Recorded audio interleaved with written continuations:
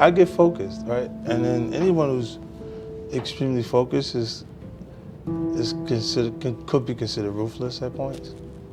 Because if they get in the way while I'm trying to do what I'm doing, I just knock them out the way. So they feel like you're a bully, but it's really me channeling on what I'm trying to do at the time. The most ruthless people that you run into are going to be people that are just focused and not necessarily taking your life into consideration while they're taking theirs. So it's like the district attorney's office that she wants the conviction so she can move up and her career can be good.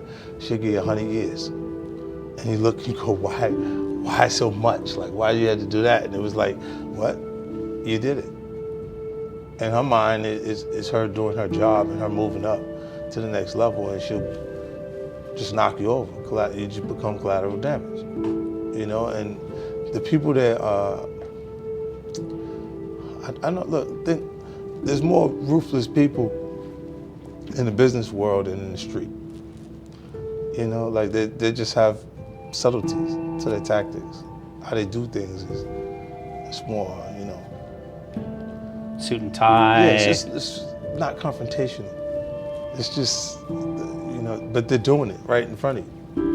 You know, how they're structuring the actual deal and things that they're doing. It's like just taking the money for you. Look, robbery, at least it will give you the courtesy of showing you the gun, so you can have those anxieties and feel those feelings that you would feel when you're being robbed. They'll do it on a piece of paper where you feel nothing. And just rob you right there. You see what I'm saying? Yeah. So it's the same tactics with a different approach. And a lot of them, the people that do this comfortably, like handing the contract, the thing that they're not conditioned for is direct conflict. Mm-hmm. And that the circumstances I grew under, I absolutely have to be prepared for it. Like the fighters, they look good after they have 8 weeks of training and they focus their mind for 8 weeks straight. You got 8 seconds in the street. You got 8 seconds to adjust and do what you gotta do.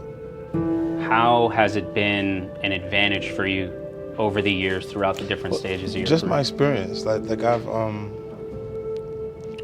I've somehow ended up under circumstances where I've been up against the toughest things in the environment that I come out of before any success takes place. And I always say if there was someone to run and go get, I would have ran and got them, but I have to run get me. So I had to come back myself every time. So that it just makes me not look at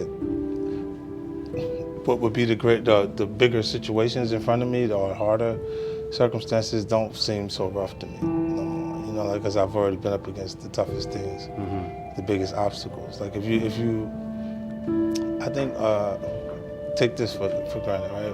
If for example, if you, almost 90% of the time I'm communicating with people who've achieved a higher level of education than me, right? They're college graduates, things like that. And what I hold on to is they wouldn't have made it under the circumstances that I came up under.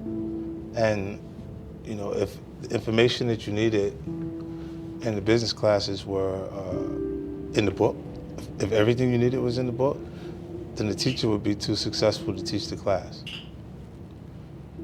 The A students don't usually go off to be the head of the field that they're studying in. Like, if you look at it, you know, a lot of the C students and people that can not just return the information long enough to pass midterms, but internalize some of the information and behaviors, they turn out to be more successful than those people who easily pass the class. You know? Some people get in regimen, they get trained, they get comfortable with school, and they can just do school well. You know what I mean? And then when you put them in the real world, that's not school.